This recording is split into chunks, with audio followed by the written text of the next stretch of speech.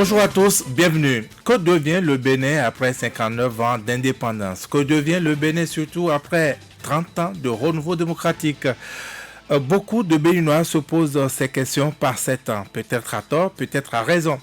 Cela dépend des faits et des positions d'appréciation. Avec notre invité aujourd'hui, nous allons apprécier les 59 ans d'indépendance, la condamnation de Lionel Zinsou, l'interdiction de délivrer d'actes civils à certaines catégories de Béninois, la médiation aujourd'hui. L'invité à nom Albert Gandonou, professeur d'université, membre du Parti communiste du Bénin depuis 1977, depuis la création donc de ce parti. Chrétien militant, il se définit, il est fondateur et président de l'association Chrétien pour changer le monde, créée depuis le 1er mars 1997. Bonjour professeur Albert Gandonou. Bonjour Vigile Avancé. Dites-nous, comment avez-vous fêté la fête, comment avez-vous fêté donc le 1er août, comment avez-vous fêté l'indépendance? Fêter, c'est trop dire, puisque j'ai vécu l'événement dans la discrétion. Le mot indépendance paraît un mot trop grand pour désigner la réalité que nous vivons depuis 1960. Alors, au concret, pour vous, il n'a pas lieu de fêter? Non, il y a lieu de continuer de se battre. Il y a lieu de continuer de vouloir ce que nous voulons. Un pays qui tourne pour l'ensemble de ses fils. Un pays qui fonctionne, non pas pour ceux qui nous avaient colonisés hier, qui continuent de nous aimer et qui ne veulent pas nous lâcher, et pour les serviteurs qu'ils ont désignés et qu'ils ont laissés en place, et dont ils suivent le parcours et qu'ils choisissent souvent à nos dépens. Il faut continuer de nous battre pour que ça change. Et je suis venu justement parce que nous sommes dans les jours qui ont suivi l'indépendance, exprès avec ce livre d'Aimé Césaire que j'aime bien. C'est pas pour lire le livre, mais simplement pour rappeler que dans ce livre, le décor avait déjà été planté par ce grand écrivain, ce grand anti-impérialiste qu'est Aimé Césaire.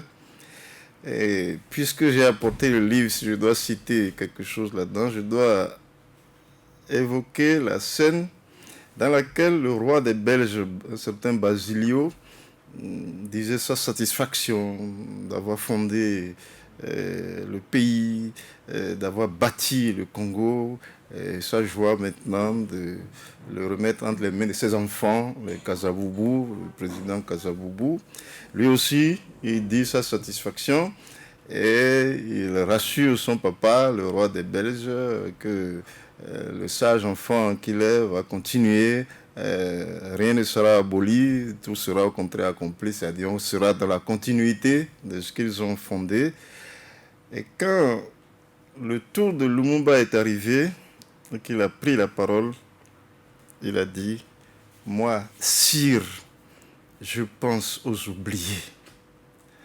Et nous en sommes toujours là. Oui, mais ça, c'est pour le Congo. Au Bénin, il n'y a ni papa ni fils. Sinon, qui sont-ils, à votre avis? C'est le même système.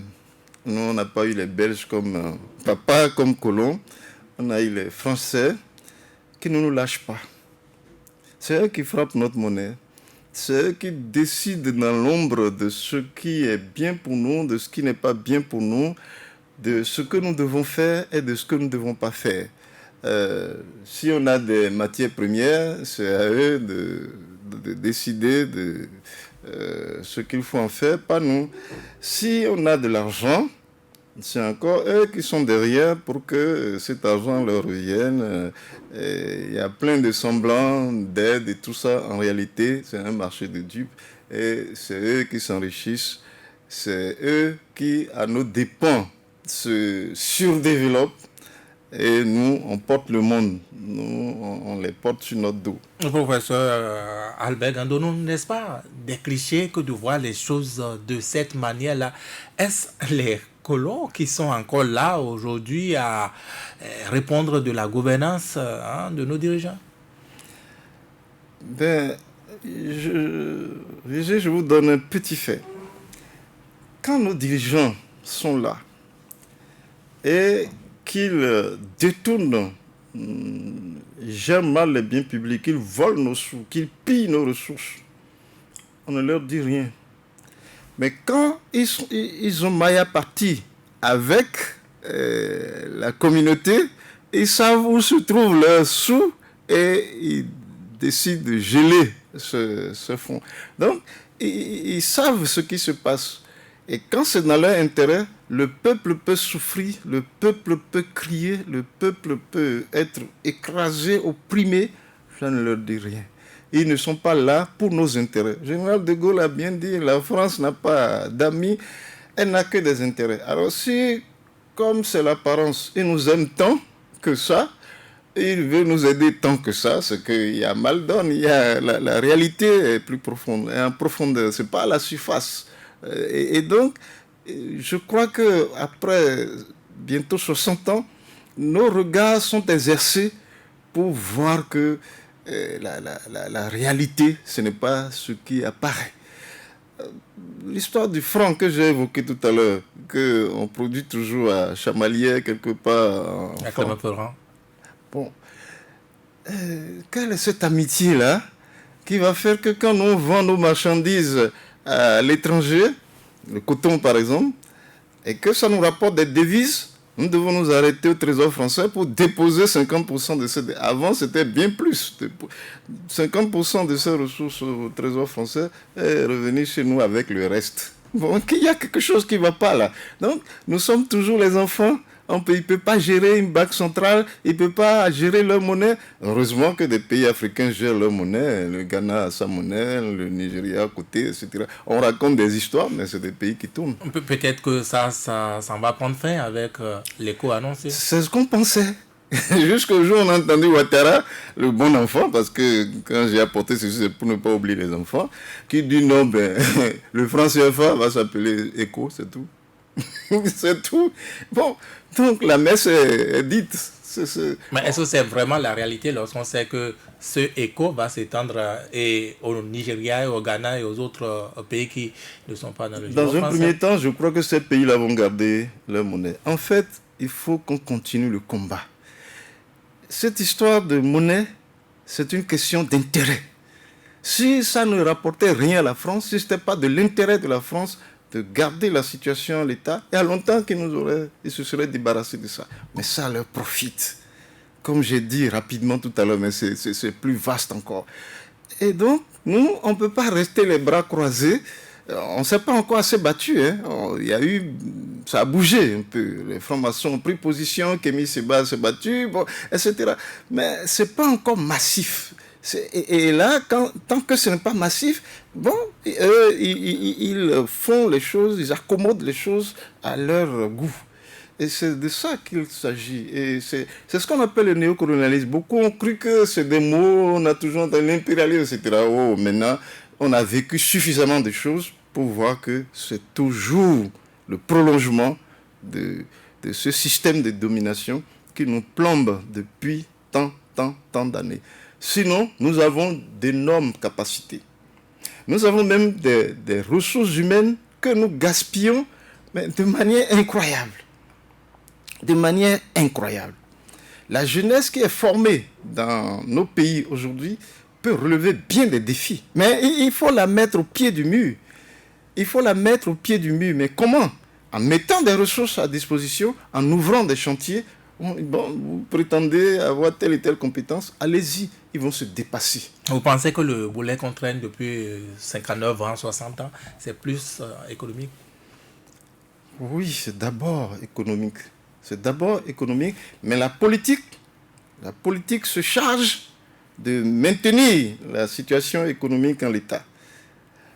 Et depuis 60, tout ce qu'on a eu, c'est ça. Les chefs d'État, quand ils sont en difficulté de paiement, ils vont chez papa pour demander... Papa. Ils vont en France. Alors, moi, je suis suffisamment vieux pour avoir vu les Soglo revenir de... Je ne suis pas revenu les mains vides. D'où ça? Bon, donc nous avons un pays que nous avons le devoir de faire tourner, de rendre productif. Bon, mais nous sommes là à croire que le salut va venir de l'étranger, de l'extérieur. Et c'est notre drame. Donc après les Soglo, les Magas, tout ça, bon, il y a eu... Justement, vous avez une conscience politique certainement depuis longtemps, en tout cas depuis 1977. Vous avez fait votre adhésion au Parti communiste du Bénin. Peut-être vous êtes même né, hein, votre conscience politique est née avec le Parti communiste du Bénin. Mais vous avez vu des régimes changer, mais rien n'a changé concrètement. C'est quoi le problème? Quelle est la panne? Il y a beaucoup de choses à dire pour répondre à cette question qui paraît simple. Mais je reviens à la jeunesse. Moi, j'ai eu une jeunesse dans un contexte qui formait à l'anti-impérialisme. Toi, comme ça, tu ne veux pas savoir ce que ça veut dire. Au collège, à l'université, les syndicats que nous avons étaient en lien puissant avec les syndicats du monde des travailleurs et l'anti-impérialisme était vraiment notre flambeau. Et donc, ça nous a formés au combat, à l'oubli de soi, à la confiance en soi et à la volonté de changer les choses. D'abord, à la lucidité, avoir une lecture claire des choses, ne pas se laisser duper. Et j'ai été responsable étudiant, premier responsable à l'université, l'UNB à l'époque et tout ça. Donc c'était déjà une école d'apprentissage, de patriotisme, de combat, d'amour du pays. Et je me souviens que quand Kérékou est venu, il a surfé sur ça. Vive la révolution, on était contents, on a applaudi, bon, on était encore naïfs. Et rapidement, on a vu que non, c'est une dictature qu'il installait. C'est un moyen de tenir le pays qu'il mettait en place. Et rapidement, on s'est dressé contre ça. Et quand il a choisi le socialisme comme le marxisme-léninisme, comme je ne sais plus comment il disait les choses, comme le socialisme comme sa voix, le marxisme-léninisme comme son flambeau, je ne sais plus. Son idéologie. Et comme voilà. On s'est dit, c'est grave pour notre peuple. C'est là que le Parti communiste du Bénin s'est créé. Il y a d'abord eu l'Union des communistes du Bénin, j'en étais, et le Parti communiste s'est fondé fin décembre 1977. Pour que notre peuple se dise, ah, lui dit qu'il fait le communisme, et puis eux, ils sont partis communistes contre lui. Déjà pour que cette contradiction éveille les gens. On a payé le prix fort pour cela. Mais ça a conduit à sa défaite. C'est-à-dire les libertés qu'il avait confisquées ont pu lui être arrachées. Mais le pain qu'on réclamait n'est pas toujours disponible. Et c'est ça, c'est pourquoi tout à l'heure la question, est-ce que c'est d'abord économique notre problème? Oui, c'est là. Bon, mais il faut continuer de se battre. Et tu ne m'as posé aucune question sur ça. Le drame aujourd'hui, c'est que les libertés qu'on a arrachées à Kérékou du PRPB, c'est comme si tout se passe comme si on veut nous les arracher à nous. On va y revenir, c'est prévu, mais dites d'abord pourquoi ça ne change pas. Pourquoi on continue à se plaindre? Pourquoi, eh bien, malgré les promesses, un régime après régime, d'un changement notamment économique, eh bien, ce changement ne suit pas. Il faut le combat. Il faut le combat. Le combat qui doit se battre. Pardon? Qui doit se battre? Ben, j'ai d'abord dit la jeunesse. Et la jeunesse, on s'est arrangé pour la déconnecter du combat. En lui disant non, oublie ton idéalisme là, les idéaux, ça c'est la naïveté, l'argent, quoi des mers. C'est la jeunesse de Doudou Démien qu'on a aujourd'hui. La jeunesse d'aujourd'hui. La jeunesse d'aujourd'hui. Mais c'est fait exprès. Moi j'ai suivi ça à partir de 90. Le problème économique, c'est d'abord le problème que les jeunes ont aujourd'hui, non? Mais justement, il faut se battre pour que l'économie, de manière générale, les prenne en compte. Leur donne un avenir radieux. Bon, au lieu de ça, eh bien, on fait des petits mendiants qui sont à courir après ceux qui ont vidé les caisses de l'État, etc. Et ça a été aussi un moyen, nous, de nous mettre à la touche. Les communistes ne vont pas avoir l'argent pour tenir. Voilà. Et donc, je me dis, il y a la jeunesse qui a montré sa capacité de mobilisation du peuple, en dépit de son analphabétisme en français. Mais le peuple, justement, puisque les langues ne sont pas promues, langue de communication, langue de formation, langue d'administration, etc., le peuple demeure désespérément amorphe, un peu à l'écart des choses. Et ceux qui nous tuent profitent de ça. Et donc, il faut travailler, il faut qu'on se batte, il faut qu'on développe. En venant à ton émission tout à l'heure, j'ai suivi Madame Joséphine Wandia, qui est une grande mathématicienne, professeure de mathématiques, je crois, elle a créé un prix qui porte son nom. Elle a montré comment le fait de ne pas enseigner les mathématiques, la science dans nos langues, est un handicap sérieux pour nos jeunes. Donc, la science ne se développe pas chez nous parce que nous ne prenons pas les bonnes décisions. Ça nous aurait coûté quoi? De promouvoir nos langues. Ça aurait demandé des milliards, certainement, on en a. Mais on voit ce qu'on en fait. Ce qui est urgent pour sortir le pays de l'ornière, on le sait, on le connaît, mais on ne le fait pas. Et c'est là. Alors pourquoi on ne le fait pas? On n'est pas libre, on n'est pas indépendant. On est fictivement indépendant. Il faut qu'on sorte de ça. Mais moi je dis c'est un travail, c'est un combat. Et un combat de ce genre, c'est-à-dire changer un système. Un système, c'est comme une machine qui tourne dans une direction donnée. Alors, ça tourne dans la direction de l'impérialisme et puis de notre classe politique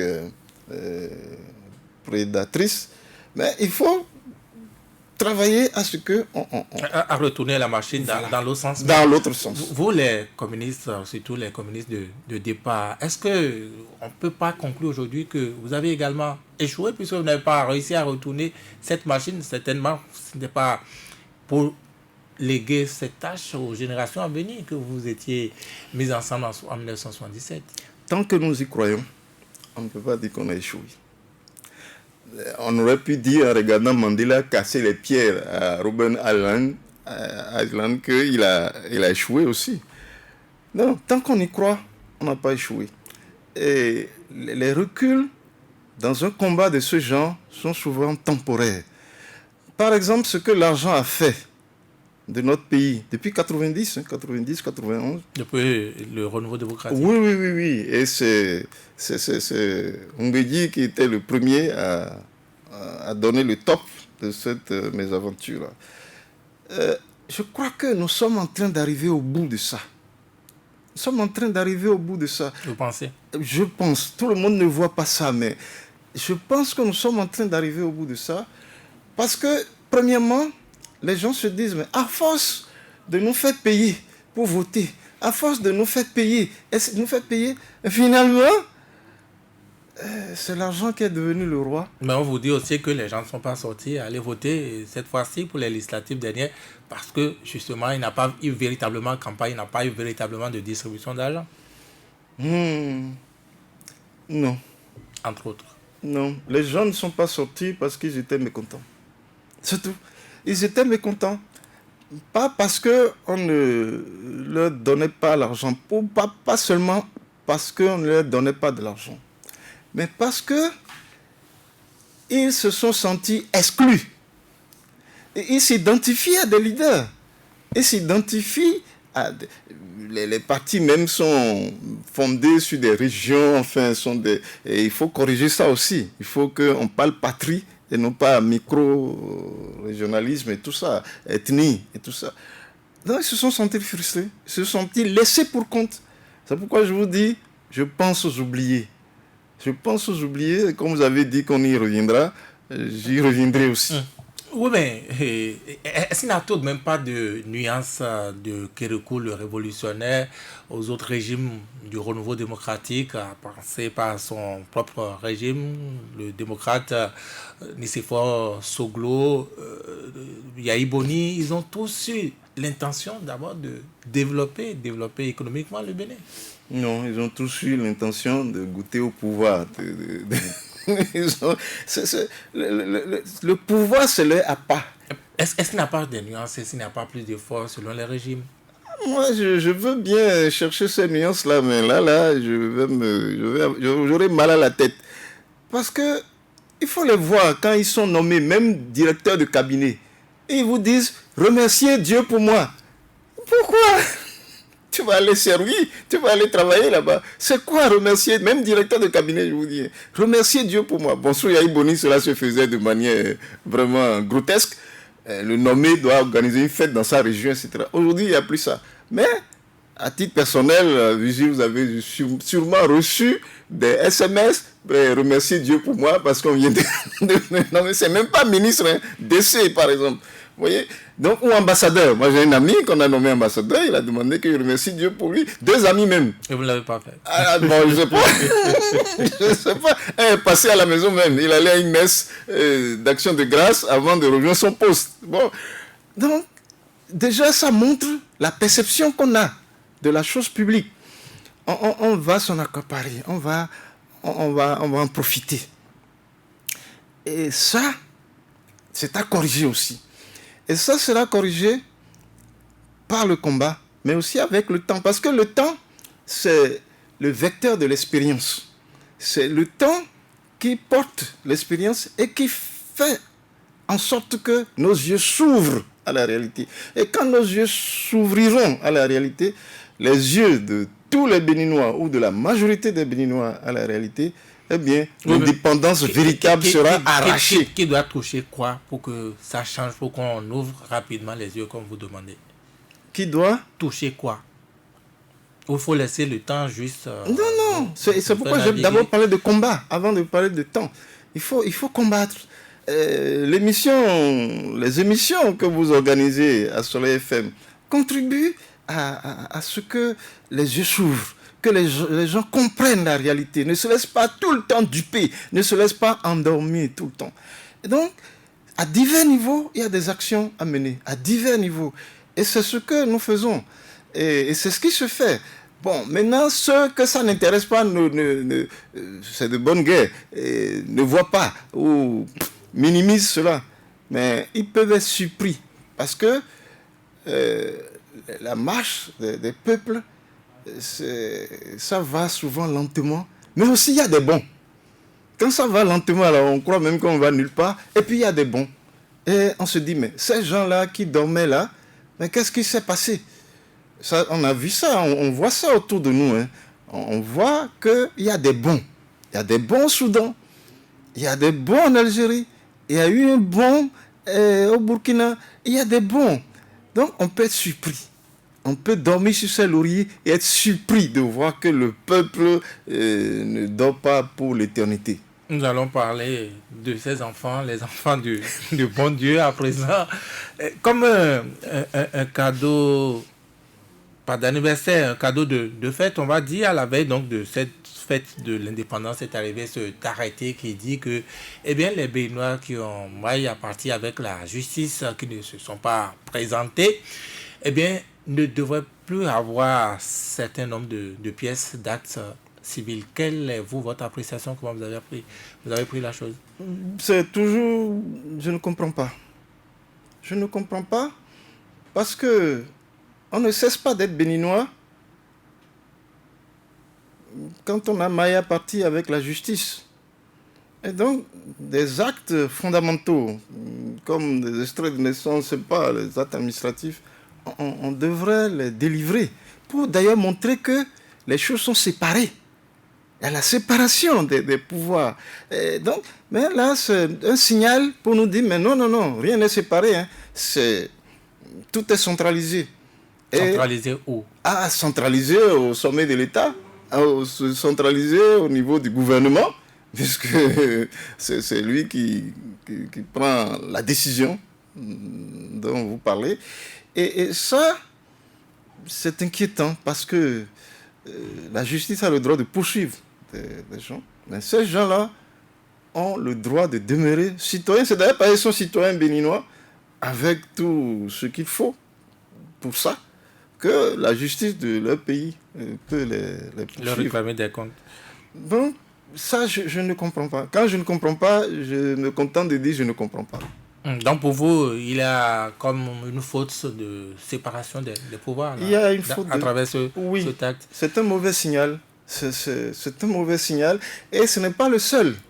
Mais je vous laisse y arriver parce que ce n'est pas le seul. Et on se dit, mais qu'est-ce qui se passe? Qu'est-ce qui se passe? De quoi a-t-on peur à ce point? Qu'est-ce qui se passe? Pourquoi ne pas continuer de traiter des gens comme des citoyens, même si pour une raison ou pour une autre, ils n'ont pas fini de traiter avec la justice de leur pays. Parce qu'il faut regarder aussi au cas par cas.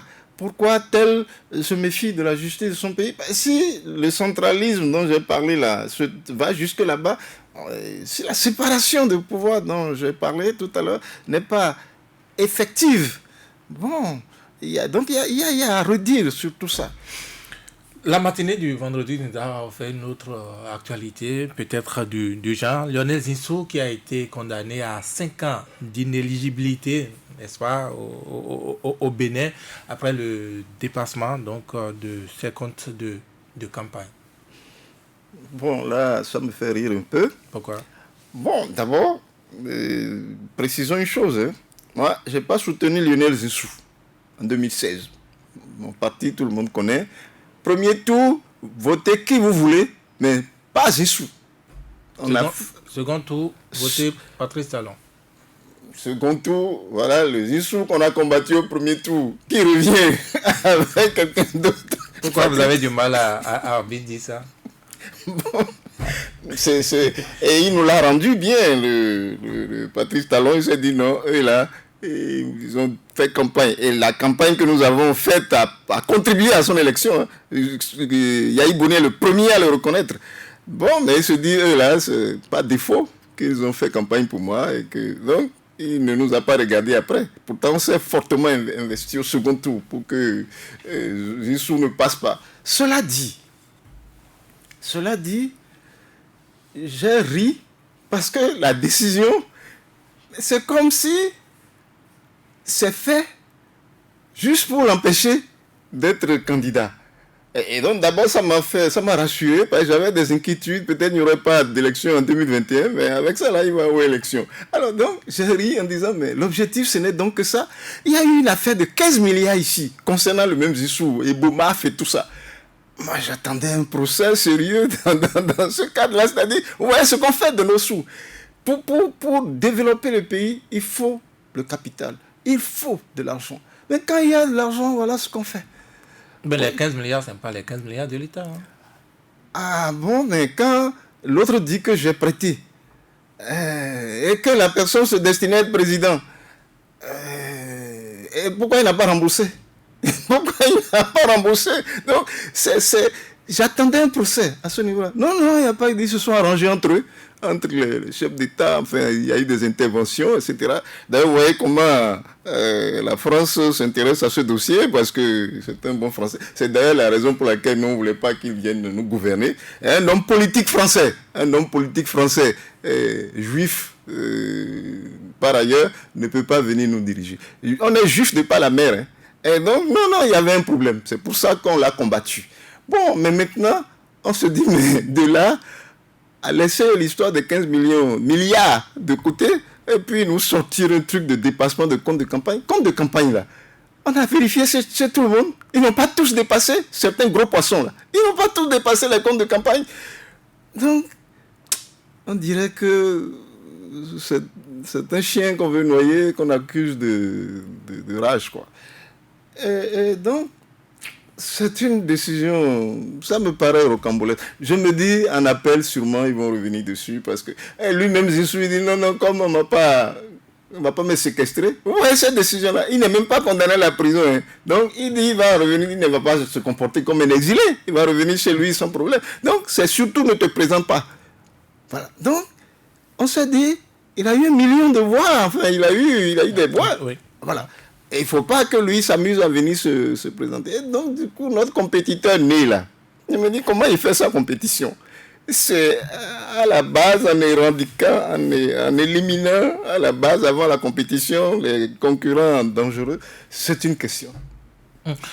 Oui, vous êtes heureux enfin qu'on puisse s'espérer des élections ou plutôt une élection présidentielle, dites-vous. Mais dans ce cas, si les choses se passent telles que vous dites, une compétition sans compétiteur, pour quelle élection? Pour quelle compétition? Bon, c'était en fait pas ironique que j'ai dit que je me rassure à la faveur de cette décision de justice qu'il y aura peut-être élection en 2021. Je ne suis plus sûr de rien. Bon, mais c'est vrai que si on va avoir encore une présidentielle comme les législatives qu'on a eues, sous une autre forme, hein, sans compétition, là c'est que on a fermé à double tour la porte de la démocratie dans notre pays. Pour certains, cet arrêté, notamment dont on parlait, c'est fait pour ça. Ne pas permettre d'avoir ces pièces qui notamment sont c'est un verrouillage importantes, sont réclamées par le code électoral. Oui, c'est un verrouillage. À l'élection. C'est un verrouillage et on se débarrasse de tout le monde. Et finalement, on va nous susciter d'autres. Un peu comme les partis qu'on a suscités la dernière fois, là, quand on a invité les partis au palais. Brusquement, on a vu 5 partis que personne n'a vu sur le terrain. Voilà, peut-être on va nous trouver des candidats comme ça. Et puis... Mais je ne suis pas sûr que les choses se passeront comme on le projette dans sa tête. C'est Baudelaire qui dit « l'action n'est pas la sœur du rêve ». Il peut y avoir des surprises. Et moi, je me dis, quand je regarde le Parlement du sang, puisque le sang a coulé, qui est là, je me dis, mais tout ce qu'on a fait pour avoir ce Parlement, c'est trop hein, ce qu'on a fait. C'est trop. Moi, quand j'ai vu les chars circuler dans Cotonou, je me suis dit, pour les élections, là, c'est quoi? Quel est l'enjeu? Alors, on a été très loin pour avoir ce Parlement-là. Donc, je me dis, c'est pas pour le plaisir de l'avoir. Sûrement, il y a des tâches à accomplir. Par rapport, par exemple, aux élections, par rapport à la Constitution, etc. Est-ce que ce projet-là, ce rêve-là, sera tranquillement réalité comme ça? Je ne suis pas sûr. Donc, parfois, j'ai envie de donner des conseils. Ne rêvez pas trop. Descendez de votre nuage. Descendez de votre bulle. Les oubliés, là, sont trop nombreux. Les oubliés sont trop nombreux. Et ce n'est pas être un fin stratège que de ne pas tenir compte de ses adversaires. Moi, j'ai l'impression qu'on est trop sûr de soi. Et on se dit, il suffit de faire ceci, il suffit de... Il n'y a qu'à faire ceci, on est tranquille. On ne peut pas être tranquille à si bon compte. Et quel est l'état d'âme de ces oubliés-là? On a vu, n'est-ce pas, le 2 mai dernier, on a vu du 10 au 15 juin à Thiaroye, Savère et ailleurs. Est-ce qu'on peut aujourd'hui encore appeler des Béninois à manifester? Ils vont vraiment sortir, vous pensez? Les oubliés, là, ils ont montré à cette date-là qu'ils ont du potentiel.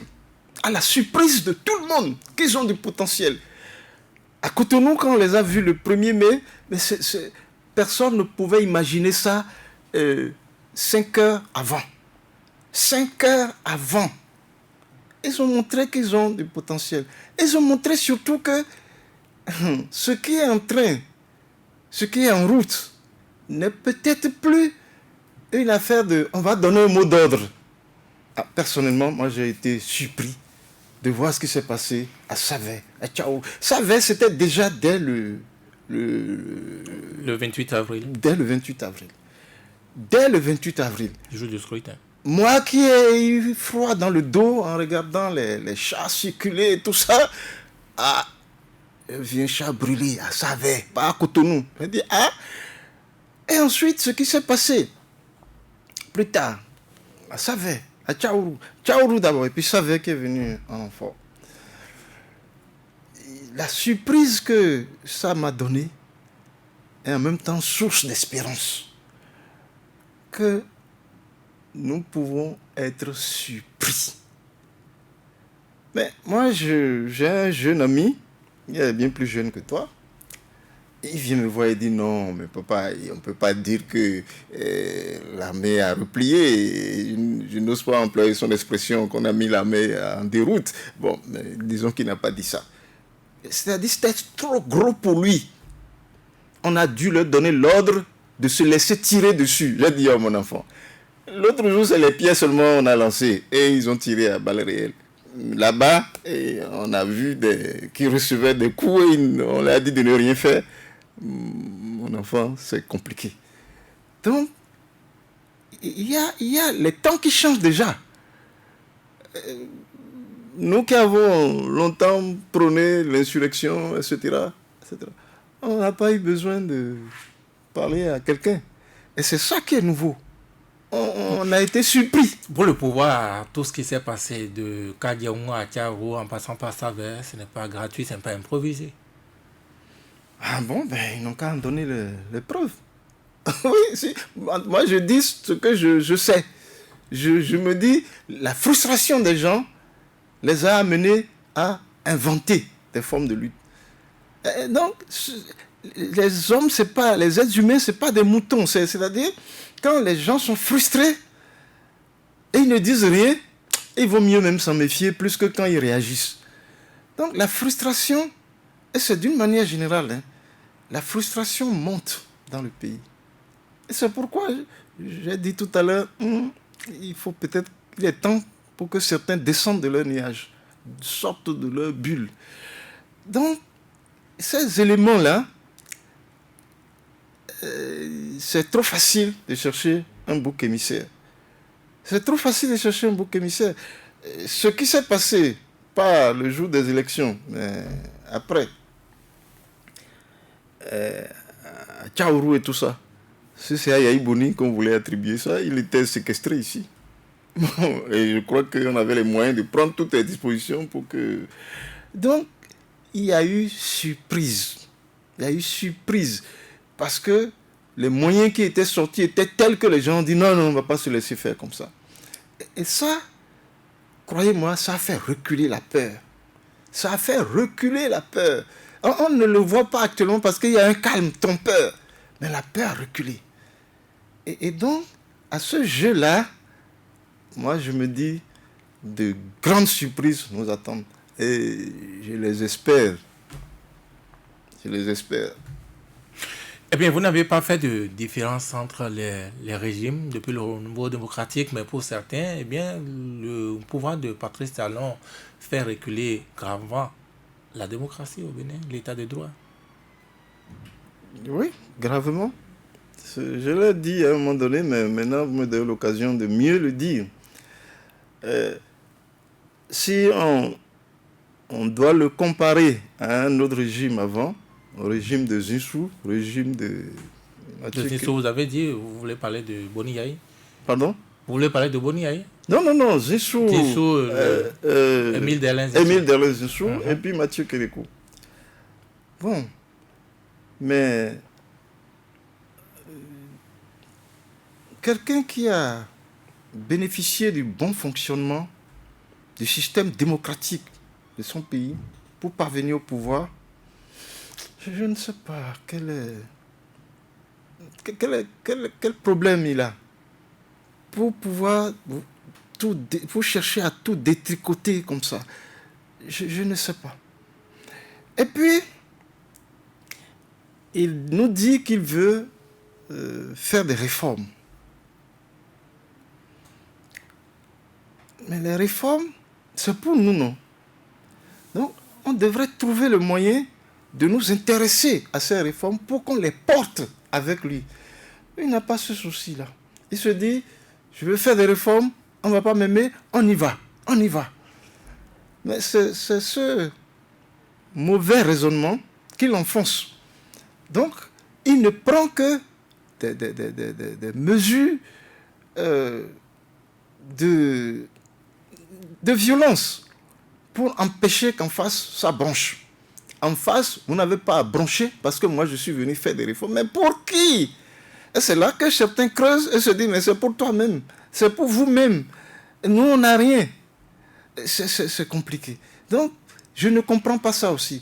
Et la liberté, c'est ce qu'il y a de plus vital pour l'être humain. C'est dangereux de chercher à lui arracher ça. C'est dangereux. Les réformes, les réformes qu'il a fait pour notre pays, on peut en parler. Tout à l'heure, j'ai parlé de la promotion de nos langues. Pourquoi on ne met pas ça en chantier? Et les réformes, c'est comment faire pour que les ressources du pays soient gérées au profit du pays et non pas d'une minorité qui s'enrichit. On veut combattre la corruption, bonne chose. Mais il faut combattre vraiment la corruption à tous les niveaux. Autour de lui, on connaît le pays, non? On est dans le pays avant qu'il vienne, ou on était dans le pays avec lui. Mais autour de lui, on connaît les gens. Mais compte tenu de ses objectifs, eh bien, il épargne ceux-ci aujourd'hui et il frappe ceux-là. Mais ceux qui l'épargnent aujourd'hui n'ont qu'à s'attendre à ce qu'ils soient frappés demain. Donc, je me dis, il y a les réformes à faire, si c'est clairement identifié, si c'est clairement proposé au pays, il y en a que le pays va soutenir. Il y en a que moi, je suis prêt à soutenir. Bon, donc les réformes de Patrice Talon, pour l'instant, n'ont rien apporté au pays. Je cherche avec vous. Asphaltage. Parlons-en.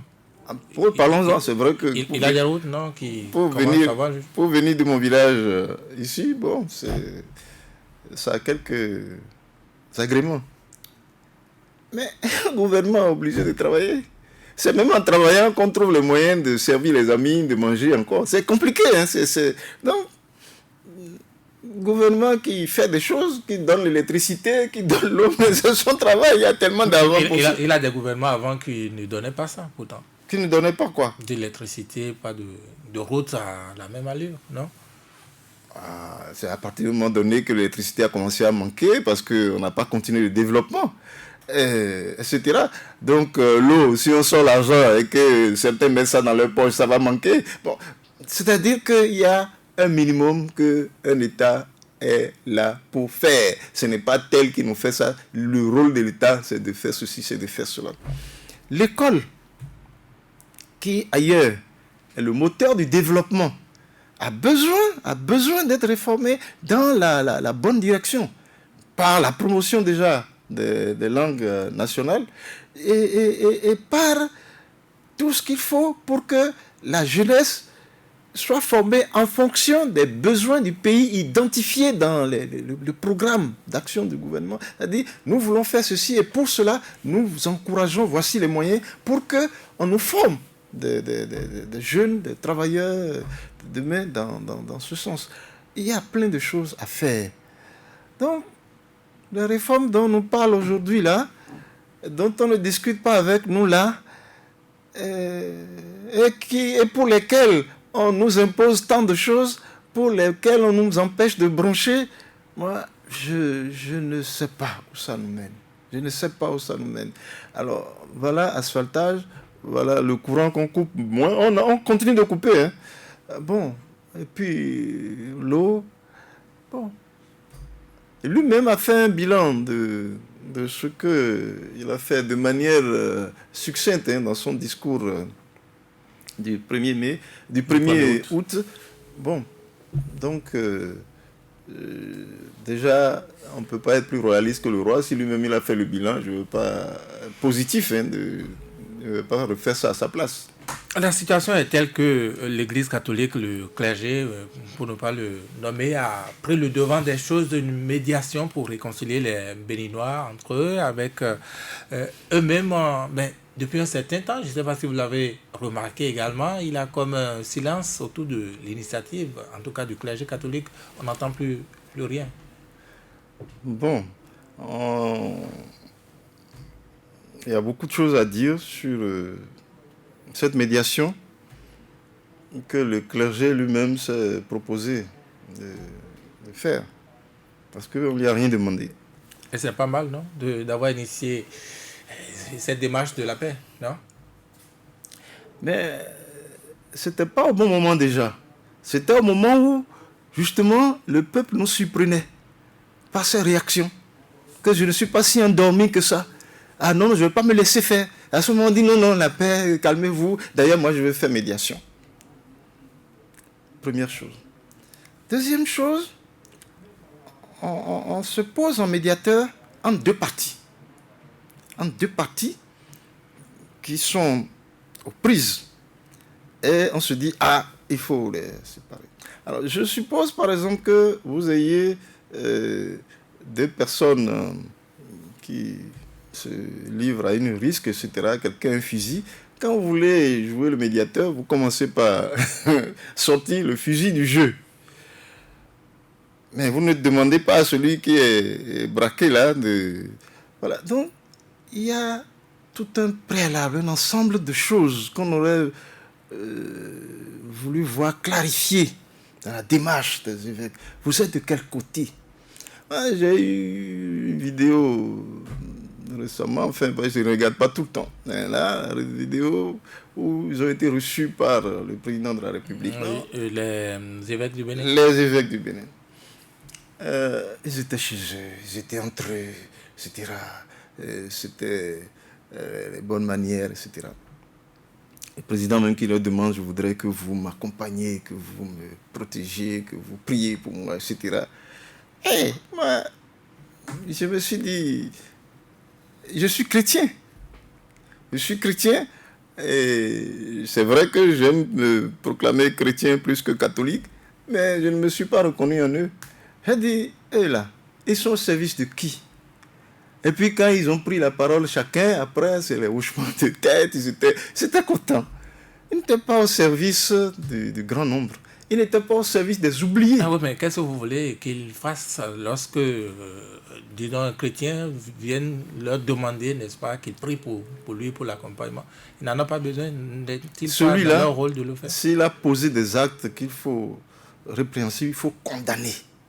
Il ne faut pas prendre acte de ceci. Je prends acte que finalement on va aller aux élections comme ça avec les deux blocs seuls. Je prends acte. Je condamne. Les choix des mots, ils sont très calés dans les choix des mots. C'est des gens très fins. Il faut condamner. Il faut prendre parti. Il faut prendre parti. La troisième chose, c'est est-ce que en face, on pense qu'il y a crise? Au niveau de l'opposition, on pense qu'il y a crise. Au niveau du peuple frustré, on pense qu'il y a crise. Mais est-ce qu'en face, le pouvoir pense qu'il y a crise? Si le pouvoir ne pense pas qu'il y a crise, votre médiation est ridicule, ça on ne comprend pas. Et tout se passe comme si, déjà, la médiation est ridiculisée, puisqu'on est passé par-dessus eux pour chercher à lancer le dialogue d'une certaine façon. Vous voulez parler de l'initiative pour amener les partis de l'opposition à avoir enfin donc, le droit d'exister? Surtout qu'ils ont fait déjà toutes les démarches. Et donc, beaucoup sont allés à ce rendez-vous en se disant, bon, enfin, on va nous rendre justice, nous remettre nos papiers. Mais pas nous dire d'aller refaire les mêmes démarches qu'on a déjà eu à faire. C'est là que, sinon, en Goût, on dit on ne refuse pas l'appel et mon gars, donc on ne refuse pas l'appel, c'est ce qui suit. Bon, ils ont fait toutes les démarches. Moi, mon parti a souffert, c'était la croix et la bannière en tout cas, pour organiser son congrès. Avoir 15 militants, faire les papiers dans les 77 communes et tout ça. Faire le congrès pour respecter la loi. On ne va pas nous demander de recommencer. C'est même des gens qui ont compris que ça, c'est pour nous éliminer. Parce que Ben Aladatin a dit que vous croyez que le PCB peut se conformer à ça. Bon, donc c'était pour nous éliminer. Mais les gens ont dit, ah non, si c'est ça, voici 500 francs, voici 1000 francs, voici. C'est comme ça qu'on a pu réunir les moyens pour relever ce défi. C'était un immense défi pour nous, les pauvres. C'est un parti de pauvres. C'est un immense défi. Alors, on ne va pas nous appeler pour nous dire de recommencer ça. Là, on n'a pas compris. On n'a pas compris. Et donc, le dialogue, moi, je me suis dit, si ça avait marché, si ça avait abouti, c'est comme si le dialogue était lancé par le président directement, sans plus se soucier des médiateurs autoproclamés. Donc, prendre la mesure de la difficulté dans laquelle se trouve le pays demande davantage d'efforts de quiconque veut jouer au médiateur. De quiconque veut jouer au médiateur. Et donc,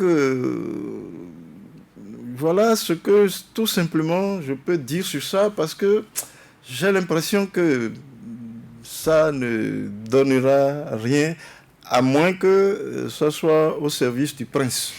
Vous, à l'étape actuelle des choses, qu'est-ce qui devait être fait si, disons, le clergé laissait tomber son initiative, qui devait prendre le lead?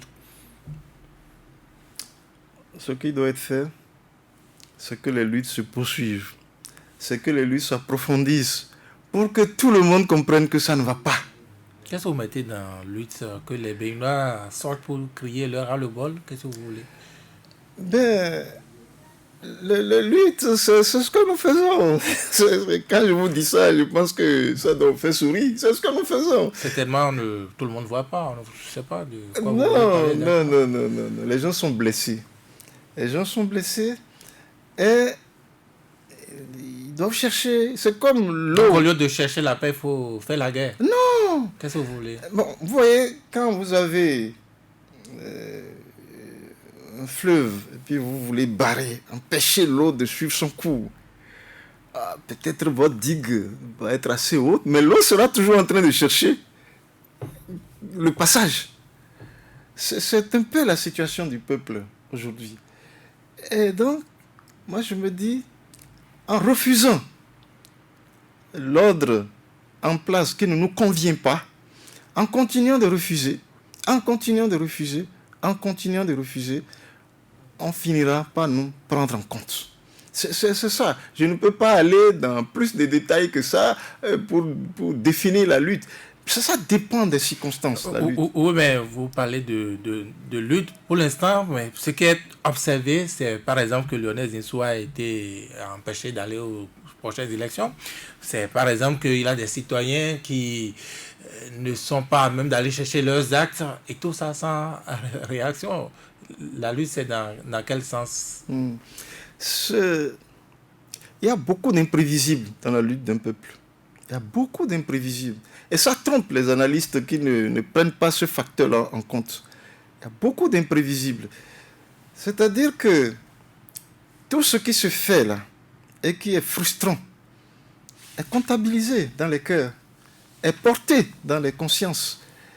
Et si les circonstances changent, eh bien, on peut voir cela se traduire en actes. Et c'est pour ça qu'il ne faut pas laisser faire ça. Ce n'est pas un amusement, le jeu politique. Donc,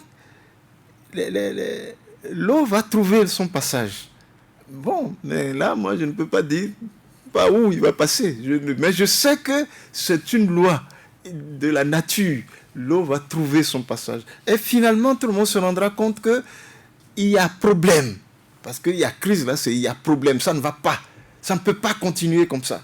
Et c'est quand tout le monde a cette conscience-là que les médiateurs, on va en avoir. On va trouver.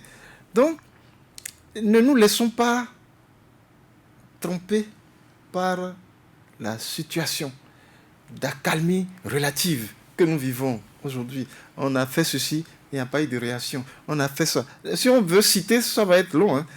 Il n'y a rien. Personne ne dit plus rien. Mais personne ne dit plus rien. L'être humain, c'est ça. L'être humain n'agit pas. Le Béninois même, je crois, est ainsi fait. Il semble être fait pour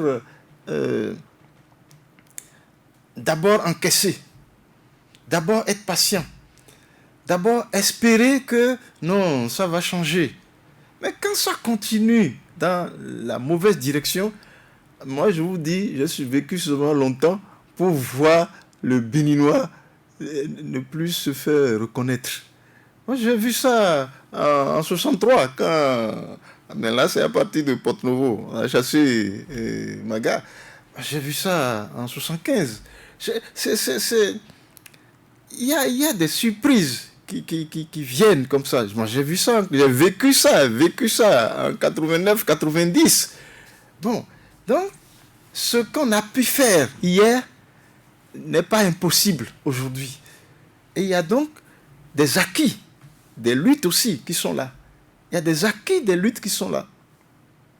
Donc, je voulais vraiment dire que ne perdons pas confiance. Si ça continue comme ceci, ça n'ira pas loin. Donc, aussi bien pour les 59 ans d'indépendance, les perspectives, aussi bien pour la situation politique actuelle, il faut laisser le temps faire son œuvre, il faut attendre. Pas le temps. Chaque fois que je dis la lutte, j'ai l'impression que ça vous plaît de faire abstraction de ça pour revenir sur le temps. Mais le temps, on ne le prend pas assez en compte. C'est le temps qui cause le mûrissement de conscience. Vous demandez quelque chose à quelqu'un aujourd'hui, il dit je ne peux pas, et puis demain, il peut. Il faut le mûrissement des consciences. Ça a commencé. Je vous ai dit, la paix a reculé. Mais ce n'est pas les luttes. Ce n'est pas les luttes qu'il y a eu là ces derniers temps. Les luttes surprises. Je répète, des luttes surprises. Parce que les gens disent non, ce n'est pas possible. Les gens disent non, ce n'est pas possible. Donc, mais le temps aussi est un facteur du changement. Le temps mûrissant les consciences, le temps aidant les gens à voir une chose et son contraire, à voir que les promesses ne sont pas tenues, qu'on dit une chose, on fait l'autre. Eh bien, c'est ça qui réveille les gens. C'est ça qui met debout les gens. C'est ça qui met debout les gens. Et je me dis que c'est le lieu d'évoquer le combat que je me suis donné avec d'autres dans le cadre de mon association depuis 1977. Qu'en fait, quand on nous a apporté le christianisme là, et que nous avons consommé ça comme on nous l'a apporté, prêt à porter quoi. Bon, le temps du bilan commence par venir. On se dit, mais à quoi ça nous est utile? À quoi ça nous est utile? On regarde toutes les proliférations des pasteurs autoproclamés, des dieux autoproclamés, bon, etc. On se dit, mais à quoi? Mais si on y prend garde, on jettera bientôt le bébé avec l'eau du bain. Mais Jésus, quand je vois tant de chrétiens dans mon pays, je dis, mais si vous suivez Jésus, l'homme Jésus, si vous êtes des disciples de Jésus, vous devez être des gens de combat. Il était un engagé en son temps. Et il a dit des choses, il a fait des choses qui l'ont fait mettre au poteau. Alors, est-ce que c'est le poteau que vous êtes ici, vous craignez aujourd'hui? Et vous êtes là, on ne vous voit pas. Et vous êtes des milliers, on ne vous voit pas. Des milliers, je ne sais pas si on peut dire des millions, on ne vous voit pas.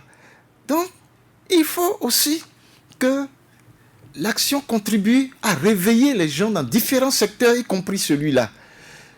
Et moi, je me dis, c'est à divers niveaux que le combat se mène. C'est pourquoi je reviens encore à votre studio. Même ce que nous faisons participe du combat. Et c'est ce que vous faites à travers Chrétiens pour changer le monde, puisque c'est le nom de votre association.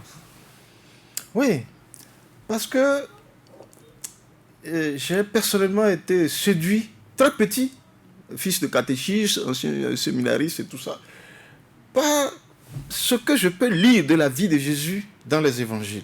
Ça m'a très vite emballé. Et puis j'ai regardé les pratiques. J'ai vu que ça n'avait plus rien à voir. Et j'ai poussé la réflexion. Je me suis cultivé, j'ai cherché à comprendre. Et je puis vous dire, sans embâche, que il y a eu l'homme Jésus, En tout cas, moi, je crois qu'il a existé, tel que les évangiles nous le proposent. Et ce qu'il a fait, il est resté dans sa culture. Et ce qui allait contre l'épanouissement de la personne humaine, il s'est dressé contre cela. Il a pris la liberté de se dresser contre cela. C'est ce qu'il nous appelle à faire. Rester dans notre culture. Donc je n'ai pas besoin de changer de religion, de société, de culture. Mais ce qui va à l'encontre de l'épanouissement de la personne humaine, je dois me dresser contre ça. Il y a eu donc Jésus. 2, il y a eu Paul qui ne l'a même pas connu. Il ne l'a pas connu, il ne l'a pas vu. Il ne s'est pas parlé de l'homme Jésus. Et qui nous a apporté quantité de choses. Quantité de choses. Où on ne reconnaissait pas forcément Jésus, le mépris de la femme, enfin, etc. L'aplatissement devant tout pouvoir, etc. Et ce qu'il a fait, lui, Paul, là, il a certainement ce bon côté aussi. Mais ce qu'il a fait, là, sans avoir connu Jésus, là, c'est un apôtre auto-proclamé. Eh bien, ça a servi au IVe siècle de base à la construction de toute pièce de la religion qui s'est appelée chrétienne. De toute pièce, parce que l'empereur avait besoin d'une religion pour unifier son empire. Et c'est ça qu'on nous a apporté. C'est ça qui s'accommode avec l'esclavage. C'est ça qui s'accommode avec la colonisation. C'est ça qui s'assoit tout le temps à côté des princes. Je vous ai dit, je les ai vus assis la dernière fois, ils étaient chez eux. Mais ça là, ça ne nous mène nulle part. On n'a rien à faire avec ça. Ce dont nous avons besoin, surtout dans les pays sous-développés, c'est le chemin tracé par Jésus et qui nous appelle à nous dresser contre toute injustice, qui nous appelle à servir la vérité, quoi qu'il nous en coûte, et qui nous appelle à être des hommes debout. Des hommes debout. Et donc, quand je ne vois pas vivre ça, je me dis, mais les gens nous fatiguent pour rien. Ils nous fatiguent pour rien. Et quand je regarde ce qu'ils nous ont apporté de près, je me dis, mais ce n'est pas seulement nous fatiguent pour rien, ils se foutent de nous. Quand vous dites que l'Eucharistie, c'est un sacrifice sanglant qui est là, c'est le sang qui est là. C'est toujours ça. Donc, et quand on approfondit la recherche et la réflexion, on se rend compte que c'est de nous les Noirs que tout est venu. La civilisation du monde a eu son premier fondement en Égypte. Donc les histoires de résurrection, etc. On a tout. On peut être chrétien catholique et communiste. Ah, voilà, j'attendais cette question. J'attendais cette question. Oui, je vous le dis franchement, mes camarades le savent. Vous savez, mon tout premier livre a pour titre Marx, Lénine, et pourquoi pas Jésus, 1983. Pourquoi pas Jésus? Donc, pour libérer les pauvres, les petits, etc., Marx, Lénine, etc. Vous avez dû alors réécrire certaines pages, n'est-ce pas, du communisme, non, des pages qui nient, en tout cas, qui nient l'existence de en tout Dieu, cas, c'est ma foi en Jésus qui m'a conduit au communisme. Puis j'étais séminariste, je n'étais pas au lycée, etc. Non. C'est ma foi en Jésus, ce que j'ai vu dans l'homme Jésus. Qui vous a sorti du séminaire pour... Qui a fait que rapidement, j'ai rejoint le syndicalisme étudiant, où il y avait beaucoup de sacrifices, il y avait beaucoup de risques, on prenait beaucoup de prisons à faire. Je me suis senti à l'aise dans ce chemin. Mais je suis à l'aise parce que dans mon parti, dans les statuts, c'est dit qu'on reconnaît la liberté de croyance et de non-croyance aux militants.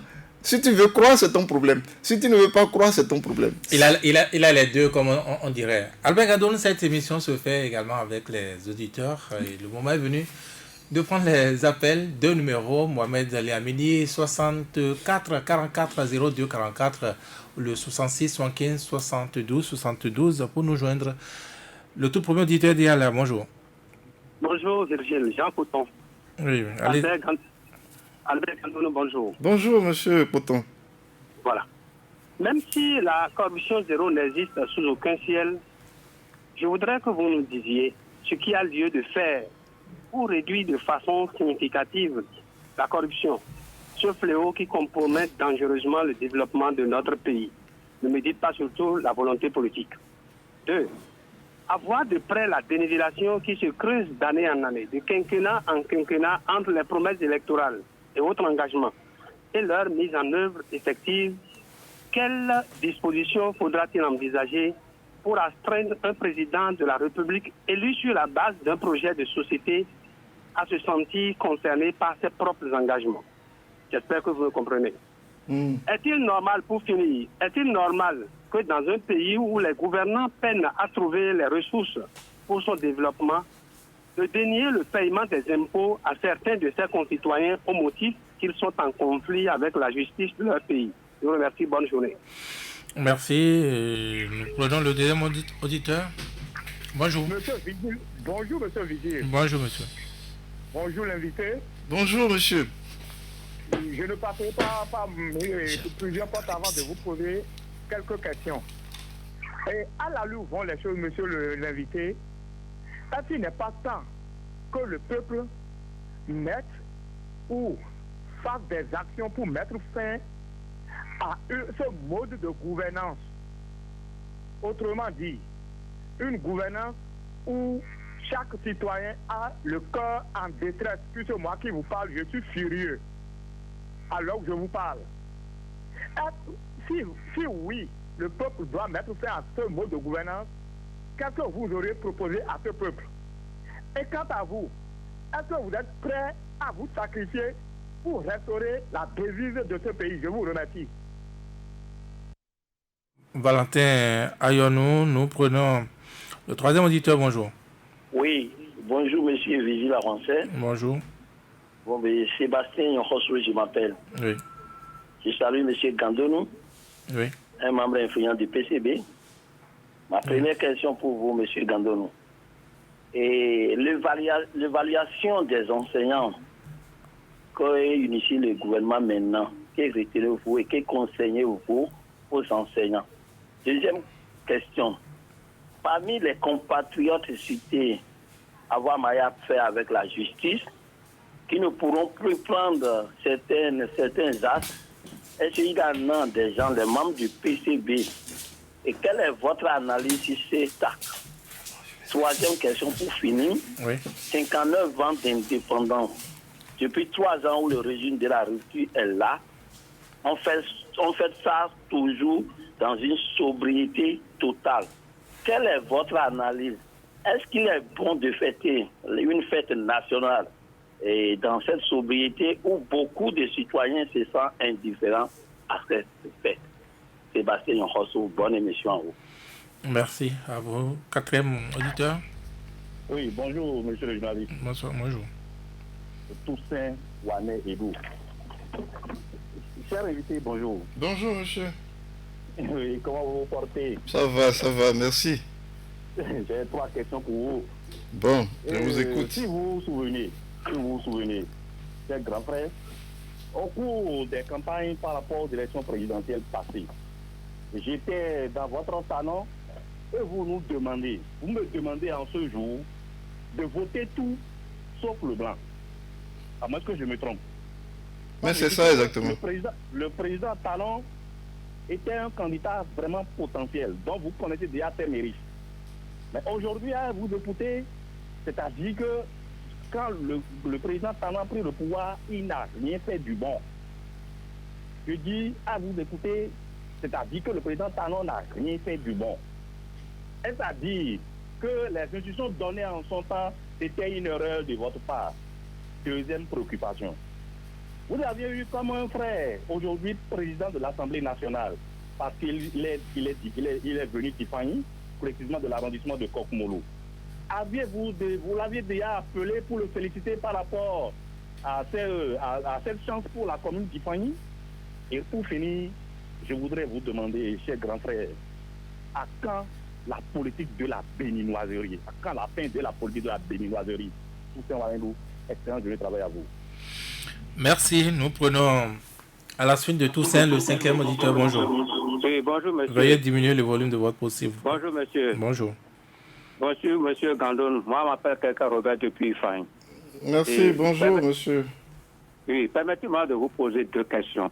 La première, entre la ligne démocratique et la ligne du développement, laquelle de lignes le gouvernement est en train d'emprunter? Deuxième question, dites-nous par anticipation ce qui peut se passer en 2021 pour les élections présidentielles, alors que nous voyons l'interdiction des pièces avérantes. Je vous remercie. Merci beaucoup. Nous prenons encore un 6e auditeur. Bonjour. Oui, monsieur le journaliste, bonjour. Bonjour. Anselme Saint-Georges, depuis Calavi. Oui, allez à vos questions. Je salue bien monsieur Gandonou. Bonjour monsieur. Oui. Je voudrais vous poser 3 questions. La première, est-ce que, à l'allure où vont les choses aujourd'hui, vous avez vu comment la fête de l'indépendance a été fêtée. Nous n'avons pas vu les anciens. Nous avons aujourd'hui 2 anciens présidents. Il s'agit de Boni Yahi et le président Nicéphore Soglo. Ces 2 anciens présidents ne sont pas présentés à la fête. Votre question, s'il vous plaît. Ok. Comment vous voyez cela? Est-ce que nous sommes unis? C'est la fête de l'indépendance. Deuxième question. Le président de la République actuelle, il a prêté le serment pour nous dire devant Dieu, devant nos membres des ancêtres, et que lui fera 5 ans pour régler les choses et laisser le pouvoir. Mais aujourd'hui, qu'est-ce que nous sommes en train de... Est-ce que vous êtes sûr que le président de la République va encore tenter un autre mandat, 3e pour finir? Est-ce que ceux qui sont à l'exil aujourd'hui, ils sont là-bas, est-ce qu'ils ne pouvaient plus rien faire pour sauver ce pays? Parce que, à notre avis, j'ai l'impression comme si notre pays a été pris en otage par quelques préveninois. Que faire pour sauver ce pays? Je vous remercie. Merci. C'était donc le tout dernier auditeur intervenu aujourd'hui. Nous allons revenir dans ce studio. Professeur Ben Gandonou répondre à ces différentes préoccupations. Il y a des questions qui peuvent échapper. Non, je vais vous aider, ne vous en faites pas. Que faire pour réduire la corruption au Bénin? Question de Jean Poton. Que faire pour réduire la corruption au Bénin? Selon lui, c'est le plus grand mal dont souffre le pays. Ouais. On peut y aller? On peut y aller. Il s'agit d'une question très importante. C'est on en parle comme ça, et puis comme ça fait bien d'en parler, tout le monde en parle, même si on ne s'en occupe pas réellement. La corruption, c'est ce qui nous tue. La corruption est conçue pour nous tuer. C'est-à-dire que ce qui doit développer le pays est connu de tout le monde. Il faut des moyens, il faut de l'argent, il faut le capital, il faut l'investir et y ajouter le travail. Et les jeunes qui aujourd'hui souhaitent travailler sont innombrables. Mais dès que l'argent est disponible, on trouve le moyen de s'en approprier, de mettre la main dessus, de faire main basse dessus. Et il n'y a pas de développement. Et on nous entraîne à croire que c'est de l'extérieur qu'on va venir faire le développement pour nous. Donc la question de la corruption est une grande question. Et on doit combattre la corruption avec détermination, mais avec sérieux aussi, et dans tous les secteurs, à tous les niveaux. On ne doit pas en épargner pour seulement s'occuper d'autres qui seraient par exemple des adversaires politiques. Cette manière de gérer la corruption au Cameroun, dans tous nos pays là et au Bénin, c'est une comédie qui doit cesser. C'est tout ce que je peux dire sur ce point à M. Poton. Des dispositions pour contraindre le chef de l'État à respecter ses engagements. Il nous faudra un jour une constitution qui ne donne pas seulement le pouvoir aux gens. Vous avez le pouvoir, mais vos mandants là, ils ont toujours le pouvoir de vous démettre quand vous ne les servez plus. Est-ce que ce n'est pas le sens de la démocratie de toujours? Non. Quand le gars est élu au moins pour 5 ans, il sait qu'il est tranquille. Il fait ce qu'il veut pendant 5 ans. C'est au niveau des maires et tout ça qu'on a découvert maintenant qu'on peut les destituer. Mais le président, il est tranquille pour 5 ans. Le mécanisme pour l'enlever de là, quand il ne sert plus ses mandants, parce qu'en fait, il est élu pour servir ceux qui l'ont élu. Et ceux qui l'ont élu ont des besoins bien connus. Quand il ne les sert plus, sous prétexte par exemple de réforme, on devrait pouvoir avoir le pouvoir de les démettre. On ne l'a pas.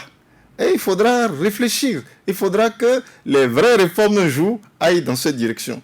Élection, révocabilité. Et ça paraît une vue de l'esprit, mais c'est une des solutions pour combattre la corruption. Est-ce que l'envers, ce n'est pas l'instabilité politique? Non, il faut organiser ça. Si on veut vraiment ça. Mais si on veut ça pour montrer que ça ne marche pas et puis on va aller au chaos. Non, est-ce qu'on veut? Quelqu'un m'a prévenu, il ne faut pas parler de volonté politique. Je ne parle pas de volonté politique. Je dis, mais voilà une solution. Mais comment on la met en œuvre? Il faut réfléchir si on recherche une efficacité à travers la mise en œuvre de cette solution.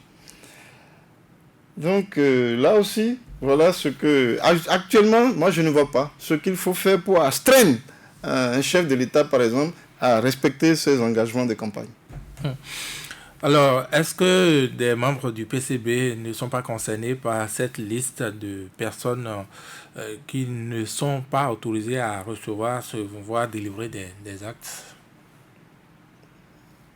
Je ne sais pas. L'homme Métaillon peut-être, qu'on a séquestré sans pouvoir au tribunal prouver qu'il a fait quoi que ce soit.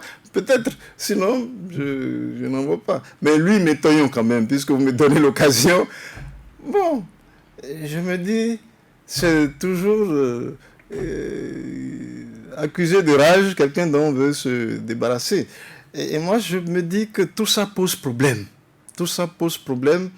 Et bon, n'en disons pas plus. Sinon, pour moi, le PCB, je ne connais pas, en dehors du cas emblématique de Métaillon. Tout le monde a vu qu'il n'y a rien en bas. Métaillon est en prison. Ceux dont il parlait, c'est ceux-là qui sont en fuite ou ceux qui ont de problèmes avec la justice qui ne se sont pas présentés à ce jour. Ceux-là qui ont leur nom, les 314 ou 315.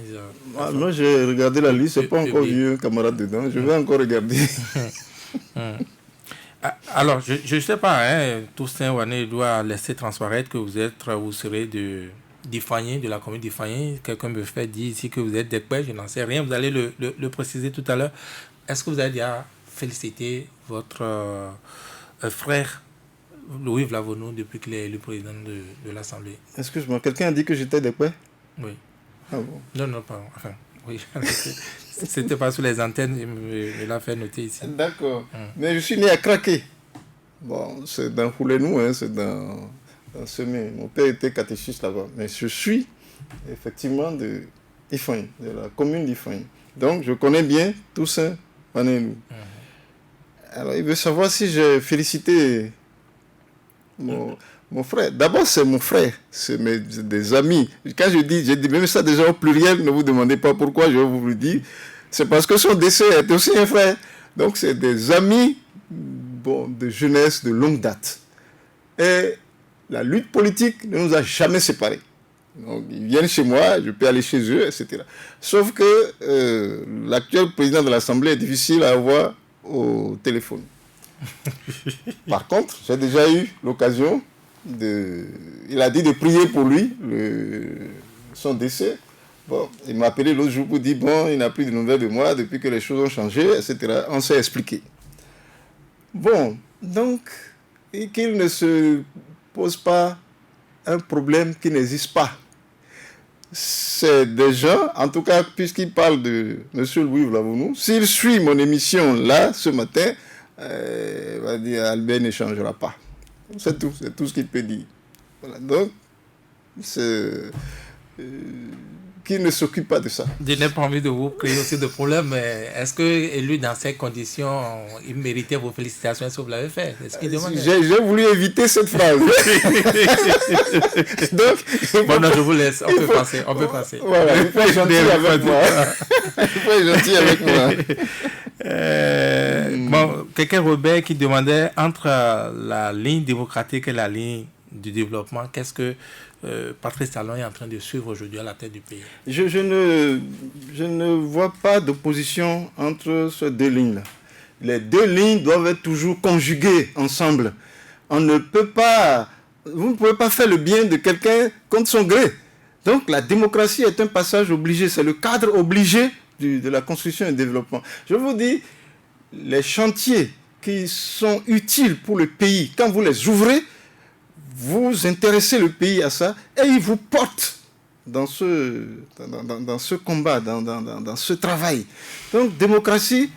Certains du régime, certains du pouvoir vous répondent que c'est un mirage que de voir les choses de cette manière-là, que en voulant avancer sur la voie du développement, il y a beaucoup d'obstacles érigés par la démocratie qu'il faut devoir lever en ignorant, n'est-ce pas, l'état de droit et tout ce qui va avec. La démocratie qui a mis l'argent à tous les étages, ça, c'est à corriger. Mais sinon, la démocratie, entendue comme la liberté laissée aux gens de s'exprimer, de donner leur point de vue, pour pouvoir vous accompagner dans les chantiers que vous ouvrez. Pour eux, moi je pense que il n'y a pas à séparer. Déjà, vous savez, Yahi Boni avait sorti l'expression aussi, la dictature du développement. Non, ça c'est des choses qu'il ne faut pas accepter. Nous voulons la démocratie, nous voulons le développement et nous voulons être ensemble avec notre gouvernement pour développer notre pays. Donc, c'est cette vue dichotomique là, moi je ne comprends pas ça. Toussaint Ouanedou, j'avais oublié une de ces questions. Il demandait si vous regrettez aujourd'hui d'avoir dit tout sauf le blanc. Tout sauf le blanc, en parlant de la présidentielle de 2016. Mais j'ai bien expliqué ça à un moment donné de l'émission, que on a fait une campagne électorale en connaissance de cause. Quand vous êtes un parti politique comme le PCB, par exemple, vous avez le devoir d'apporter de la lumière aux gens. C'est ça un parti d'avant-garde, etc. C'est votre devoir. On a regardé les candidats. Bon, ce n'est pas à l'occasion de cette élection qu'on va changer miraculeusement de système. Mais on dit au moins lui là, non. Nous avons dans le système néocolonial tous les malheurs, mais pas un agent patenté français, un homme politique patenté français, je vous ai dit tout à l'heure, juif de surcroît, vient nous diriger. Voilà, nous avons des difficultés à nous en sortir, à avoir les dirigeants qu'il nous faut, mais que lui ne vienne pas dans le jeu. Donc ça là, je l'assume toujours. Aujourd'hui, c'est à reprendre. Vous avez vu, Patrice Talon, vous l'avez éprouvé dans sa gouvernance, son style de gouvernance. Si c'est à recommencer, vous prodigueriez les mêmes conseils aux Béninois?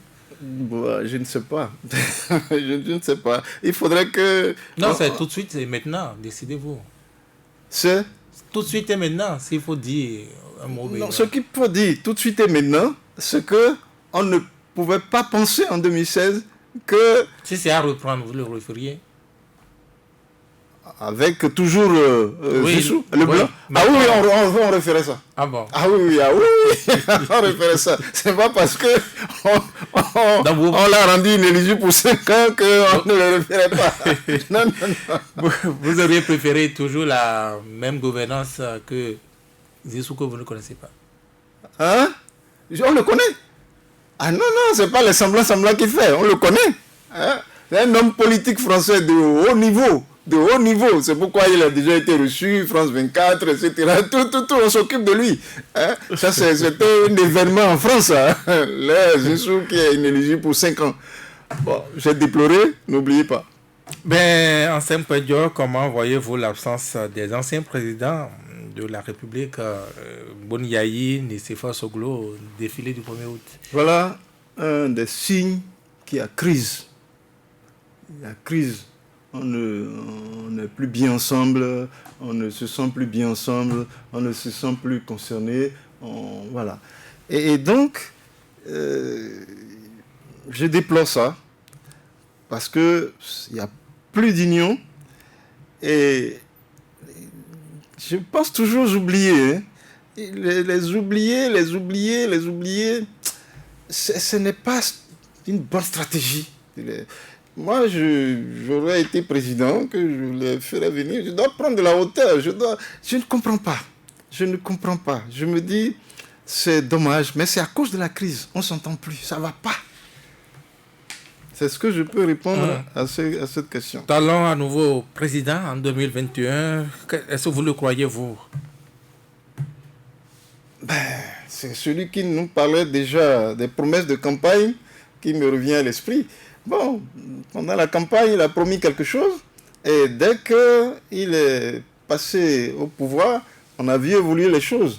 Il va aviser. Et avec la paix qui ne se donne pas, avec les actes qu'il n'arrête de poser, on voit qu'il va se présenter au moins l'année prochaine, pour ne pas dire plus.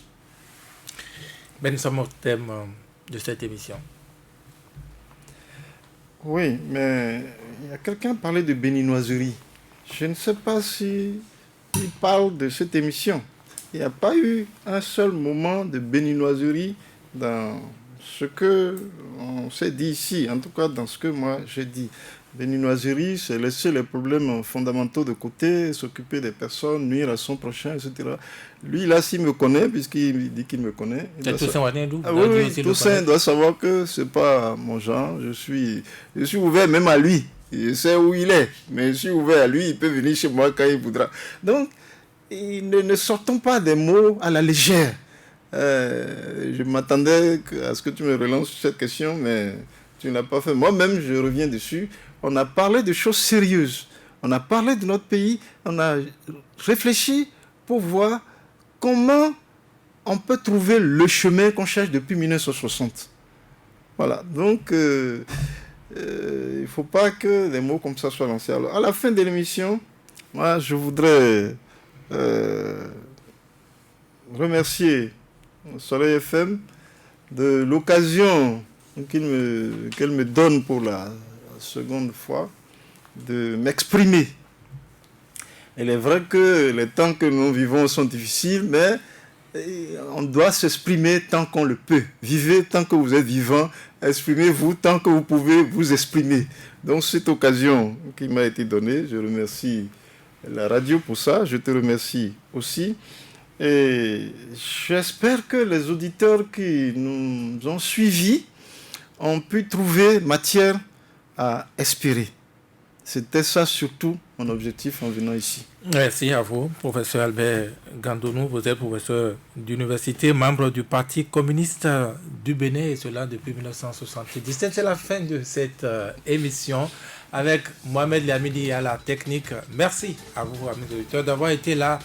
Sans langue de bois, c'est encore dimanche prochain.